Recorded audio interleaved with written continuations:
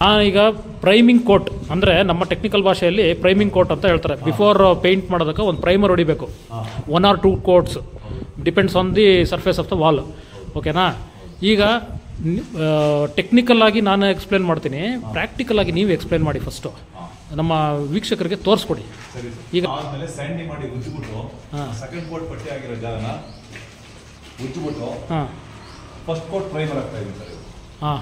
Primer ಹಾಕಿದ್ಮೇಲೆ ಬೇರೆ ಕೆಲಸ ಎಲೆಕ್ಟ್ರಿಕ್ ಮತ್ತೆ ಬೇರೆ ಏನೇನಿದೆ ಪ್ಲಂಬರಿಂಗ್ ಎಲ್ಲ ಮುಗಿದ್ಮೇಲೆ ಲಾಸ್ಟ್ ಫೈನಲ್ ಕಲರ್ ನೀವೇನು ಸೆಲೆಕ್ಟ್ ಮಾಡ್ತೀರಾ ಅದನ್ನ ಕಲರ್ ಹಾಕೊಡ್ತೀವಿ ಸರ್. ಇದು ಪ್ರೈಮರ್ ಸರ್.